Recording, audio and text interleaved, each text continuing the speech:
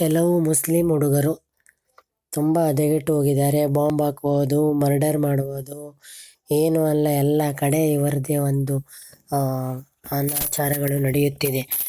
ಮುಸ್ಲಿಮರಲ್ಲಿ ಒಳ್ಳೆಯವರು ಇದ್ದಾರೆ, ಕೆಟ್ಟವರು ಇದ್ದಾರೆ. ಆದರೆ 40% ಮುಸ್ಲಿಂ ಹುಡುಗರು ವಿದ್ಯೆ ಇಲ್ಲ, ಏನಿಲ್ಲ. ವಿದ್ಯೆ ಇದ್ರೂ ಅವರಿಗೆ ಸಂಸ್ಕೃತಿ ಇಲ್ಲ. ಈ ಥರ ಹುಚ್ಚುಚ್ಚಾಗಿ ಆಡ್ತಾ ಎಲ್ಲ ಕಡೆ ಬಾಂಬ್ ಹಾಕೋದು, ಯಾರನ್ನಾರು ಮರ್ಡರ್ ಮಾಡೋದು, ಕಿಡ್ನ್ಯಾಪ್ ಮಾಡೋದು, ಗುಂಡಾಗಿರಿ ಮಾಡೋದು, ಕಳ್ಳತನ ಮಾಡೋದು ಇದೇ ಆಗೋಗಿದೆ. ಇದರಿಂದ ಉಳಿದವರಿಗೂ ಪ್ರಾಬ್ಲಮ್ ಆಗ್ತಾಯಿದೆ. ಬಡ ಮಕ್ಕಳ ಶಾಲೆಯ ಸಲುವಾಗಿ ಈ ವಿಡಿಯೋವನ್ನು ಮಾಡುತ್ತಿದ್ದೇವೆ.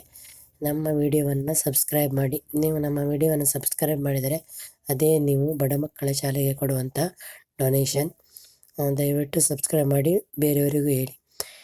ಇದರಿಂದ ಏನಾಗಿದೆ ಅಂದರೆ ಒಳ್ಳೆ ಮುಸ್ಲಿಮರಿಗೂ ತೊಂದರೆ ಆಗ್ತಾಯಿದೆ. ಇವಾಗ ಒಂದು ಮುಸ್ಲಿಮ್ ಅಂದರೆ ಇವಾಗ ಎಷ್ಟೋ ಆಫೀಸ್ಗಳಲ್ಲಿ ಮುಸ್ಲಿಮ್ ಎಂಪ್ಲಾಯೀಸ್ಗಳನ್ನೇ ತಗೊಳ್ತಾ ಇಲ್ಲ. ಎಷ್ಟೋ ಕಡೆಗೆ ಮುಸ್ಲಿಮರಿಗೆ ಒಳಗಡೆಗೆ ಎಂಟ್ರಿನೇ ಕೊಡ್ತಾ ಇಲ್ಲ. ಈ ಥರ ಒಳ್ಳೆಯವರಿದ್ರೂ ಈ ಕೆಟ್ಟ ಜನರಿಂದ ಮುಸ್ಲಿಂ ಸಮುದಾಯಕ್ಕೆ ಕೆಟ್ಟ ಹೆಸರು ಬರ್ತಾಯಿದೆ. ಒಳ್ಳೊಳ್ಳೆ ವಿದ್ಯಾವಂತರ ಮಕ್ಕಳೂ ಈಗ ಗುಂಡಾಗಿರಿ ಮಾಡ್ತಾಯಿದ್ದಾರೆ. ಮೊನ್ನೆ ನೋಡಿ, ನೇಹಾನ್ನ ಕೊಂದ ಅವರ ಅಪ್ಪ ಅಮ್ಮ ಟೀಚರು. ಈ ಹುಡುಗ BCA ಮಾಡಿದ್ದಾನೆ, ಆದ್ರೂ ಹೋಗಿ ಕಾಲೇಜಲ್ಲೇ ಮರ್ಡರ್ ಮಾಡಿದ್ದಾನೆ. ಈ ಥರ ಗುಂಡಾಗಿರಿಗಳನ್ನು ಮಾಡ್ತಾ ಇರ್ತಾರೆ.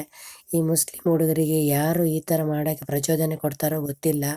ಅವರ ಧರ್ಮ ಗ್ರಂಥದಲ್ಲಿ ಏನು ಬರೆದಿದೆಯೋ ಗೊತ್ತಿಲ್ಲ. ಒಳ್ಳೇದು ಬರೆದಿದ್ರೋ ಕೆಟ್ಟದ್ದು ಬರೆದಿದೆಯೋ, ಅಥವಾ ಯಾರು ಇವರಿಗೆ ಈ ಥರ ಭಯೋತ್ಪಾದ ಕೆಲಸ ಮಾಡೋಕ್ಕೆ ಇದು ಮಾಡ್ತಾರೆ, ಬಾಂಬ್ ಹಾಕೋಕ್ಕೆ, ಅದಕ್ಕೆ ಇದಕ್ಕೆ ಯಾರು ಇವರಿಗೆ ದುಡ್ಡು ಕೊಡ್ತಾರೆ, ಯಾರು ಇವರಿಗೆ ಪ್ರಚೋದನೆ ಮಾಡ್ತಾರೆ, ಅವ್ರನ್ನೆಲ್ಲ ಹಿಡಿದು ಒಳಗಡೆ ಹಾಕಬೇಕು.